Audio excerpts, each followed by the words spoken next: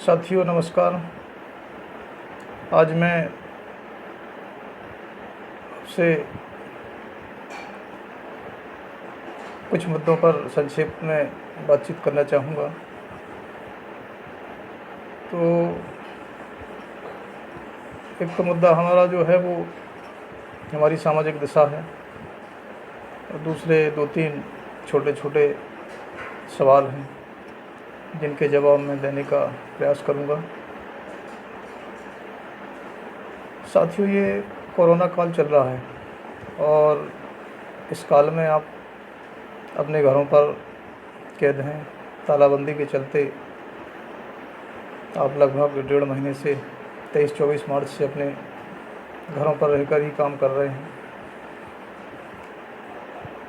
इस बीच हमारे समाज के जो गरीब तबके के लोग हैं, जो प्रवासी मजदूर के रूप में बाहर काम करने के लिए गए हुए थे, चाहे वो इंदौर में हो, पीथमपुर में हो, पूना में हो, गुजरात के किसी शहर में हो या दिल्ली में हो, वो इस कोरोना की वैश्विक महामारी के चलते जो लॉकडाउन हुआ उसमें सारे लोग परेशान हैं, सभी फंसे हुए हैं और बड़ी मुश्किल की ज़िंदगी वो लोग अपने जहाँ पर रह रहे हैं वहाँ जी रहे हैं।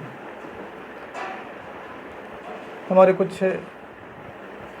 जो सामाजिक बंधु इंदौर में फंसे हुए थे या दूसरे शहरों में, उनके हमारे समाज के साथियों ने, चाहे वो आर्थिक रूप से हो या उनकी राशन व्यवस्था करके उनकी मदद करने का काम किया। ये हमारे समाज के लिए बहुत ही महत्वपूर्ण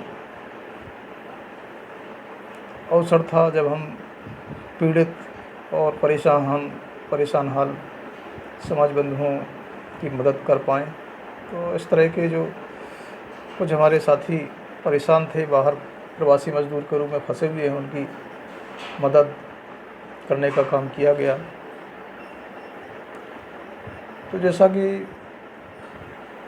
मैंने चर्चा में शुरू में ही कहा कि आज जो हमारी बातचीत का जो छोटा सा विषय है वो है सामाजिक दशा।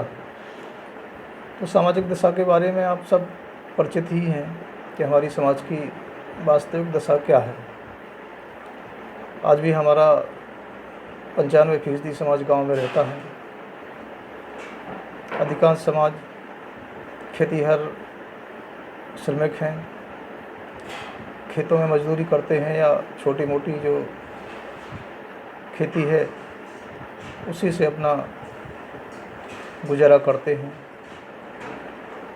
जिनके पास गांव में कोई काम धंधा नहीं है वो शहरों में जाकर मजदूरी करने का काम करते हैं या फिर किसी औद्योगिक इकाई में श्रमिक के रूप में अपना काम कर जीवन यापन कर रहे हैं। गांव में एक बहुत बड़ा तबका है जो लंबे समय से कोटवारी या चौकीदारी का काम कर रहा है। गांव में आज भी बहुत सारे लोग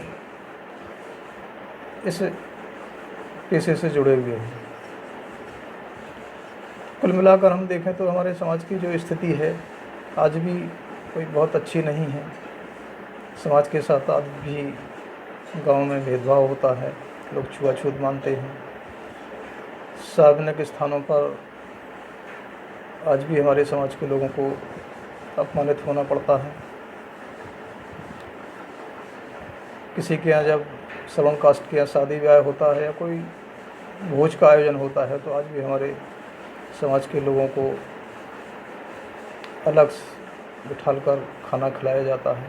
ये बड़ी शर्मनाक स्थिति है। यूँ कहें कि हम आज भी गुलामी का जीवन जी रहे हैं। कहने को भले देश 1947 में आज़ाद हो गया, लेकिन हमारा समाज आज भी उसी पुरानी अवस्था में जकड़ा हुआ है।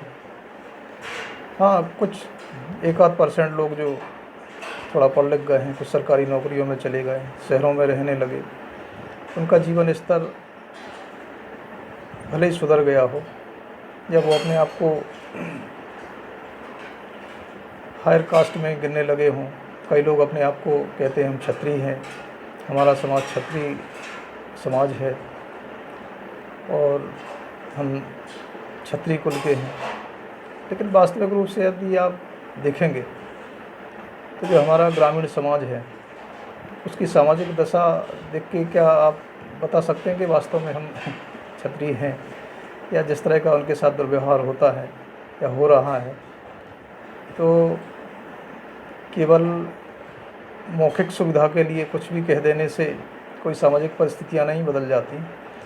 इस बदलाव के लिए हमें बहुत लंबा संघर्ष करना पड़ेगा, और वो संघर्ष है शिक्षा का, वो संघर्ष है समाज में जागरूकता का, और वो संघर्ष है समाज में संगठन शक्ति का, एकजुटता का।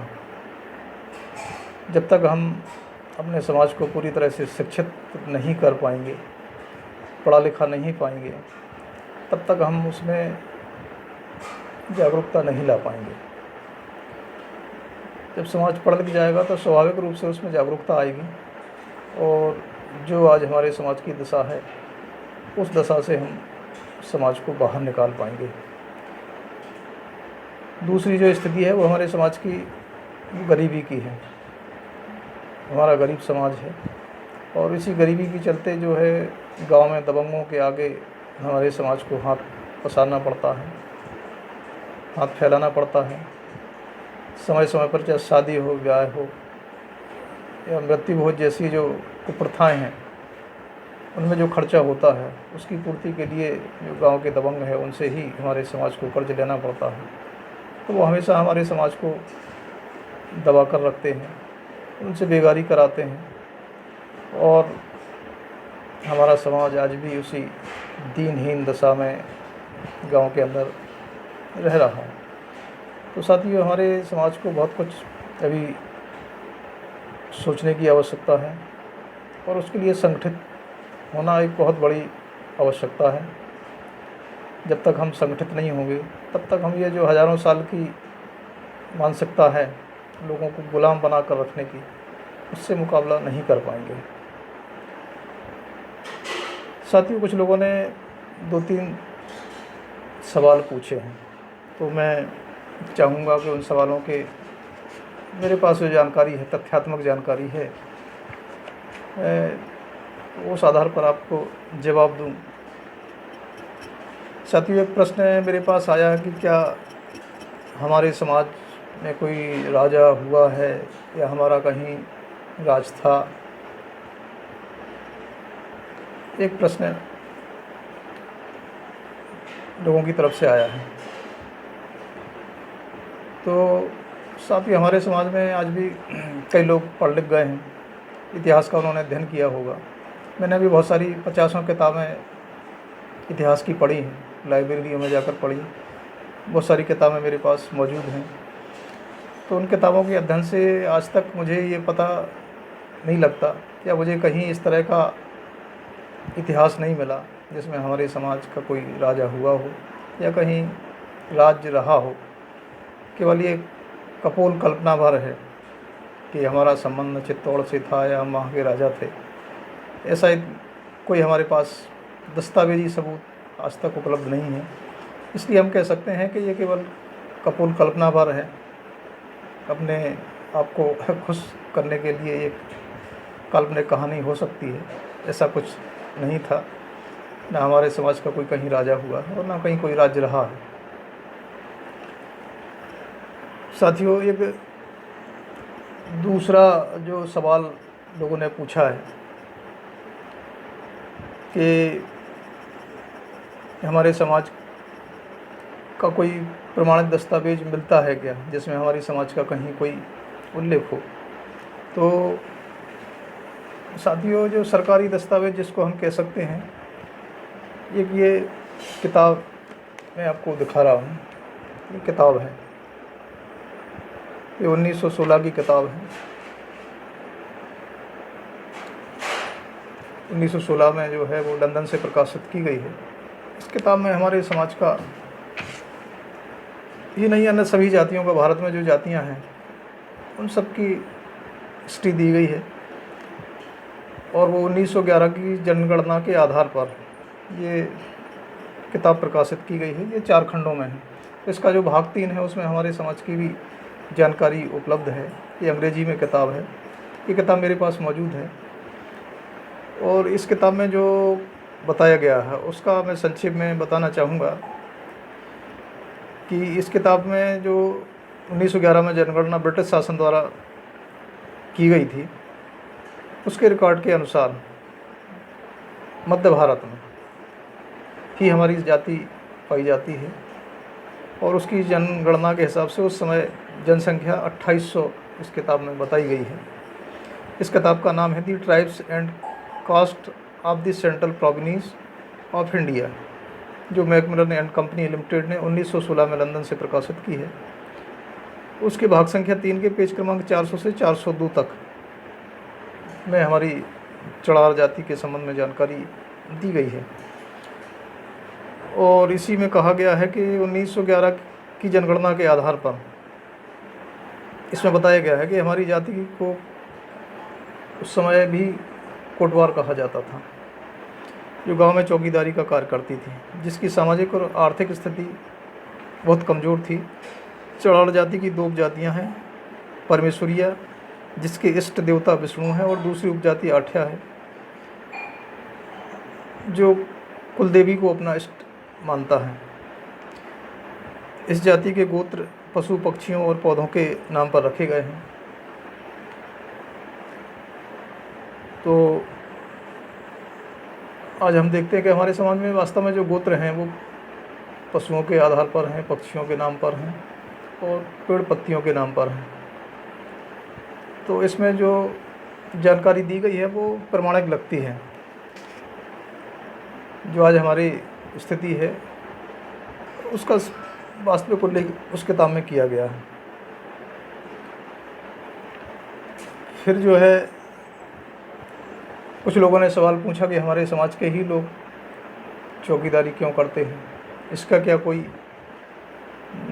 ऐतिहासिक दस्तावेज है या उल्लेख है।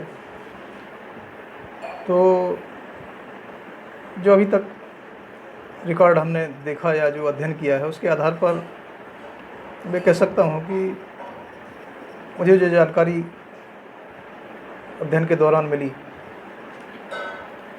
उसमें उल्लेख ये है कि ब्रिटिश शासनकाल में गांव में एक पद उन्होंने सृजित किया था अंग्रेज़ों ने, जो विलेज वॉचमैन या ग्राम चौकीदार जिसको कहा गया।